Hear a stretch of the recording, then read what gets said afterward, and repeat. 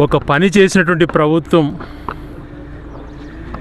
ఎలా శాశ్వతంగా ఉంటుంది అన్నటువంటిది అదొక ఉదాహరణ. జగన్మోహన్ రెడ్డి గారు 5 సంవత్సరాలు, అంతకుముందు రాజశేఖర రెడ్డి గారు 5 సంవత్సరాల పాలన అతి అద్భుతంగా ఉన్నది అన్నదానికి కనిపిస్తున్నటువంటి సాక్ష్యాలు. ఎంతో ఇబ్బందులు పడుతున్నటువంటి సమయాలలో రాయచోటి పట్టణం పెరుగుతుండగా కొత్తగా ఒక చిన్న స్థలం దొరికినటువంటి పరిస్థితులలో గౌరవ రాజశేఖర రెడ్డి గారు మొట్టమొదటిగా అంకురార్పణ జరిపి కొన్ని కాలనీలు ఇచ్చారు. జగన్మోహన్ రెడ్డి గారు రాష్ట్ర ప్రజలంతా కూడా ప్రతి ఒక్కరికి కూడా నివాస స్థలం అనేటువంటిది ఉండాలా, సొంత ఇల్లు అనేటువంటిది ఉండాలా, అది మహిళ పేరుతో ఉండాలా అని చెప్పి 30 లక్షల పట్టాలు ఇచ్చినటువంటి గొప్ప నాయకుడు జగన్మోహన్ రెడ్డి గారు. రాష్ట్ర వ్యాప్తంగా విధ్వంస ప్రభుత్వం ఏం చేయలేదని మాట్లాడేటువంటి వాళ్ళకు ఇది చూసి ఒక్కసారి మీరు నిజాలలోకి రండి. భ్రమలు సృష్టించడం కాదు ప్రభుత్వం అంటే, చేసేటువంటి విధానం ఉండాలి. 30 లక్షల మందికి రాష్ట్ర వ్యాప్తంగా ఇళ్ల పట్టాలు ఇవ్వడమే కాకుండా ఇల్లులు శాంక్షన్ చేయించి ఎంతో అసలు పారదర్శకంగా ఎప్పటికప్పుడు బిల్లులు పేమెంట్లు చేసి లక్షల గృహాలు కంప్లీట్ చేయిస్తే ఈరోజు ఒక్క ఇంటికి బిల్లు ఇవ్వకుండా, ఒక్క ఇల్లు శాంక్షన్ ఇవ్వకుండా అరాకొరగా 5,000 10,000 అక్కడక్కడ ఇచ్చి మేము 5 లక్షల ఇల్లులు ఇచ్చాం పండగ చేసుకోండి అనే మాటలు మాట్లాడుతున్నప్పుడు ఆశ్చర్యం కలుగుతుంది. రాయచోటి ప్రాంతం అభివృద్ధి చెందాలా, జనాభా పెరుగుతుంది, దానికి అనుగుణంగా అందరికీ ఇళ్ల స్థలాలు ఉండాలన్నటువంటి ఉద్దేశంతో జగన్మోహన్ రెడ్డి గారు తీసుకున్న నిర్ణయానికి అనుగుణంగా రాయచోటిలో కూడా ఒక పెద్ద కాలనీ ఏర్పాటు చేయాలనే ఉద్దేశంతో 215 ఎకరాలు ఇక్కడ తీసుకోవడం జరిగింది. ₹1 ప్రభుత్వ సొమ్ము చెల్లించకుండా, ₹1 ప్రభుత్వం నుంచి కొనుగోలు చేయకుండా, నువ్వు చెప్తుంటావే ఏదో అమరావతిలో ల్యాండ్ పూలింగ్ చేశామని, అంతకన్నా మంచి కాన్సెప్ట్తో రైతులను ఒప్పించి 215 ఎకరాలు సేకరించి 6,600 మంది ఇక్కడ నివసించేదానికి కాలనీ ఏర్పాటు చేయడం జరిగింది. ఊరికి కాలనీని ఏర్పాటు చేసి చేతులు దులుపుకోలేదు. 4,100 పైగా పునాదులు వేసి 1,000 2,000 3,000 పైగా ఇల్లులు కూడా స్లాబ్ స్థాయికి చేరుకున్నటువంటి ప్రదేశం. 2 సార్లు కరోనా వచ్చి కొద్దిగా ఆలస్యమైనాయి. ఇల్లులు ఇచ్చేసి స్థలం ఇచ్చేస్తే చాలు అనేది అనుకోవాలి జగన్మోహన్ రెడ్డి గారు. దాదాపుగా ఈ కాలనీకి 36 బోర్లు వేసి 36 మోటార్లు బిగించి ఒక సబ్స్టేషన్ నిర్మించి టోటల్ ట్రాన్స్ఫార్మర్స్ ప్రతి ఇంటికి ఎలక్ట్రిసిటీ పోల్స్ ఏర్పాటు చేసి స్ట్రీట్ లైట్స్ అన్నీ కూడా ఏర్పాటు చేసి మౌలిక వసతులు కూడా కల్పించేదానికి ముందడుగేసి ఈ ప్రాంతాన్ని అంతా సీసీ రోడ్లతో, పార్కులతో, స్కూళ్ళతో పూర్తిగా ఒక నగరం మాదిరి చేయాలనేటువంటి ఉద్దేశంతో ప్రణాళిక రూపొందించుకున్నాం. దాదాపు ఇప్పుడే మీరు చూస్తున్నారు, మేమేమి ఊరికి మీ మాదిరి భ్రమింపజేయాలా, ఏదో చేసాం అది చూడండి ఇది చూడండి అని గ్రాఫిక్స్ చూపిలా. చూడండి మీరే ఎన్ని ఇల్లులు అయిపోయినాయి, వచ్చిన వాళ్ళు ఎంత ఇబ్బందులు పడుతున్నారు. అదే ఈ 2 సంవత్సరాలలో మీరు ఒక్కటి కూడా ఇవ్వకుండా, ఒక ఇంటికి పేమెంట్ ఇవ్వకుండా, ఈ కాలనీలో మౌలిక వసతులు క్రియేట్ చేయకుండా, ఉన్నటువంటి మోటార్లు ఏదైతే బిగించి నీళ్ళు వచ్చిన ప్రభుత్వ సొమ్ముతో ఏర్పాటు చేసిన మోటార్లు దొంగలించుకుంటా, పైపులు ఎత్తకపోతూ దొంగ పట్టాలు సృష్టించుకొని ఇక్కడ అరాచకాలు చేస్తున్నారు. ఇదే ప్రభుత్వం అంటే? ఇదే ప్రజలకు చేయాల్సిన మేలు? ఎక్కడంటే జగన్మోహన్ రెడ్డి గారు విధ్వంసం చేశారు? ఊరికి ఎందుకు మాట్లాడుతుంటారు? మాట్లాడితే ఏంది విధ్వంసం? మీరు చేస్తున్నారు విధ్వంసం. మీ హామీలో ఏం చేశారు ఈ ప్రాంతాలకి? 52 లక్షల ఎస్ఎఫ్టీతో, తెలంగాణలో 10 లక్షల ఎస్ఎఫ్టీతో ఉందాయా? అక్కడే రూములు మిగిలిపోయిన సచివాలయానికంటే నేను 52 లక్షల ఎస్ఎఫ్టీతో కడతానా? మీరు అడ్డుకుంటాం. ఎందుకు అడ్డుకుంటున్నాం మేము? నువ్వు చేయలేక 52 లక్షల ఎస్ఎఫ్టీలో ఏం చేయాలో, భవిష్యత్తులో అది ఎలా, దాని మెయింటెనెన్స్ ఎలా అని ఆలోచన చేయకుండా 52 లక్షల ఎస్ఎఫ్టీతో నేను సచివాలయం కడుతున్నా, 20 లక్షల పార్లమెంటు మొత్తం 800 మంది కొత్త పార్లమెంట్ సభ్యులు వచ్చినా, రాజ్యసభ మెంబర్స్ 500 మంది అయినా మొత్తం అక్కడ ఉండేది 10 లక్షల ఎస్ఎఫ్టీతో పార్లమెంటు 1000 కోట్లతో కట్టారు.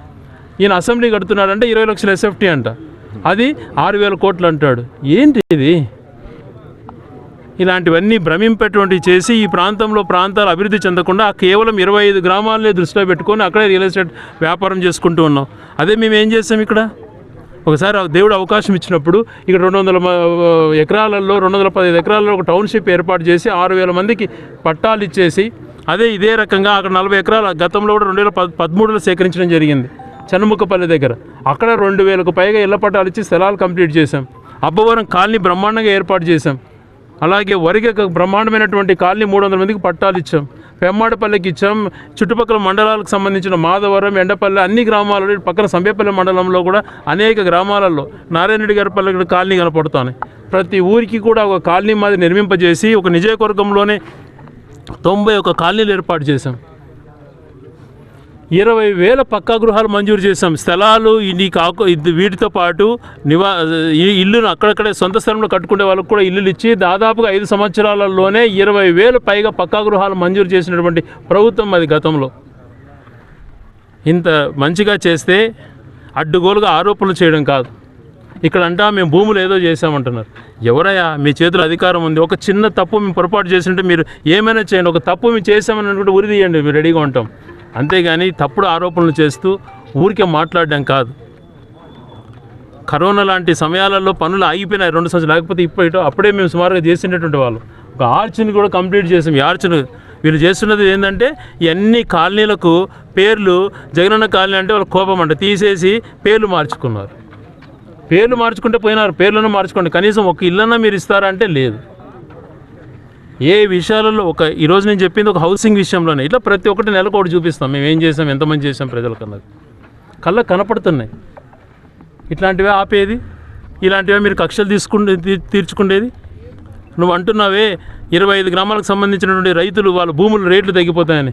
ఈరోజు నువ్వు జిల్లా కేంద్రం ఎత్తేసేసి ఇక్కడ 100లాది గ్రామాలు చుట్టుపక్కల యొక్క ప్రజల యొక్క ఆవేదన ఎవరికి చెప్పుకోవాలి? అక్కడ 3 పంటలు పండేటువంటి భూములు అవి. మాకు కనీసము ఏ పంట పెట్టుకోవడానికి కూడా నీళ్ళు ఉండేటువంటి పరిస్థితి కాదు. కొద్దిగా గొప్ప ఆ భూములు వాల్యూ వస్తే వాళ్ళ కుటుంబాలు బాగుపడతాయి అనుకుంటే వాళ్ళ జీవితాలతో ఆడుకున్న, వాళ్ళ జీవితాలను నాశనం చేసావు. ఏ వ్యాపారాలు చేయకుండా చేసావు. ఉన్నటువంటి జిల్లా కేంద్రాలు ఎత్తేసి మాకు సెంటిమెంట్ లేదంటావు. పోయిన అభివృద్ధిని కంటిన్యూ చేస్తున్నారంటే అది లేదు. ఏం పాపం చేశారు? ఇక్కడ 6,000 మందికి పక్కా గృహాలు ఇచ్చిన వాళ్ళకు ఆ డబ్బులు వాళ్ళకి ఇచ్చి మౌలిక వసతులు కంటిన్యూ చేస్తుంటే ఎంత బాగుండేదండి. ఇది ఊరు అయిపోయిందా? ఇది ఒక నగరం లాగా ఉండేది. 6,000 మంది నివాసం ఉన్నటువంటి ప్రాంతంలో ఇంటికి 4 వేసుకున్నా కూడా 25,000 నుంచి 30,000 24,000 మంది జనాభా ఇక్కడ ఉంటే ఎంత సౌకర్యంగా ఉండేది, ఎంత టౌన్కి తగ్గేది బర్డన్. వెలిగలకు 2వ పైప్ లైన్ కూడా తీసుకొచ్చి 120 కోట్లతో శాంక్షన్ చేసి పనులు మొదలుపెట్టించాం. దాన్ని ఇక్కడ కూడా ఆ పైప్ లైన్ తీసుకురావడానికి కూడా ఎస్టిమేషన్ ఇస్తున్నాం. అవన్నీ పక్కన పడేశారు. ఏది కూడా చేయాలన్నటువంటి సంకల్పం లేదు. ఇక్కడ బస్సును ఏర్పాటు చేసేసి మళ్ళీ కాలనీ చేసి చేతులు దులుపుకోకూడదు అని చెప్పి తార్ రోడ్డు మళ్ళీ అక్కడి నుంచి కనెక్టివిటీకి ఇక్కడ వేసేసాం. ఇన్ని మంచి కార్యక్రమాలు మేము చేపడితే కేవలం బురదజల్లేటువంటి కార్యక్రమాలు చేసుకుంటూ పోవడం సమంజసమా?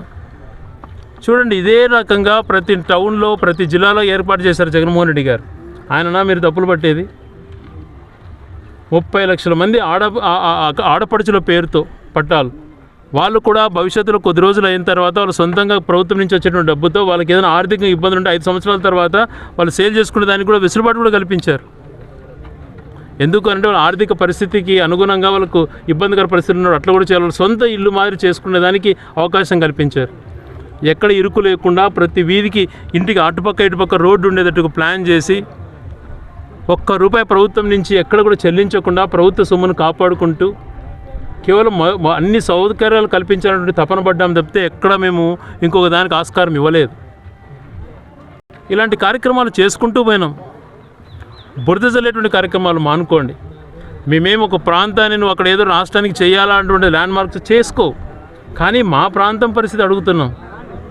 ఈరోజు మాకు ఇరిగేషన్ సంబంధించి ప్రాజెక్టులు ఆపుతున్నావు కదా, అదే నువ్వు అమరావతిలో నీళ్లు తోడడానికి లిఫ్ట్ ప్రాజెక్టులని 1000 కోట్లు ఖర్చు పెడుతున్నావు.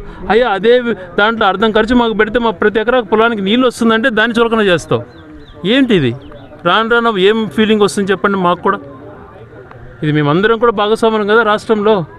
వేరు చేసినట్టు ఎందుకు చేస్తున్నావు? మేము అభివృద్ధి మేము అర్హులం కాదా? మా జీవిత ఇది మెరుగుపడకూడదా? ఈ కక్షపూరితమైనటువంటి చర్యలు మానుకోవాలని చెప్పి తెలియజేస్తూ, దీన్ని ఇప్పటికైనా కూడా ఇది మంచి కాలనీ, దాదాపుగా 20-30 వేల మంది నివాసం ఏర్పాటు చేసుకునే దానికి అవకాశాలు కల్పించాం. దీన్ని కొనసాగించండి. ఇక్కడ ప్రజలు పడుతున్న ఇబ్బందులు గమనించుకొని ఎవరైతే టౌన్లలో పాపం బాడుగలుకుంటూ చాలా ఇబ్బందులు పడుతూ ఇల్లు లేక ఇబ్బందులు పడేటువంటి వాళ్ళకి, నిరుపేదలకు ఇక్కడ బిల్డింగ్లు ఇచ్చడం జరిగింది. వాళ్ళందరికీ తిరిగి డబ్బులు ఇచ్చి ఎక్స్ట్రా అమౌంట్ కూడా ఇవ్వడం జరిగింది. అప్పుడు 40,000 దాకా. ఇప్పుడు అవి కూడా కట్ చేసేసారు మీరు.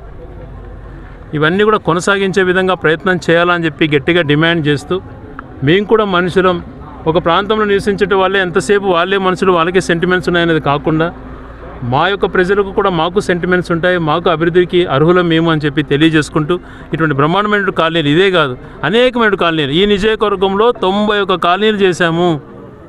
అత్యంత పెద్ద కాలనీ ఇది. దీని తర్వాత ఇంకో 2,000 ఉండేదానికి టౌన్కి అటుపక్క ఇంకొక టౌన్కి మరొక పక్కన అక్కడ ఏర్పాటు చేశాము. ప్రతి గ్రామంలో ఏర్పాటు చేశాము. ఇవన్నీ కాలనీలు ఒకసారి పరిశీలన చేయండి. ఈ కాలనీలు అన్నింటినీ కొనసాగించే విధంగా ప్రభుత్వం ప్రయత్నం చేయాలని చెప్పి గట్టిగా డిమాండ్ చేస్తాం.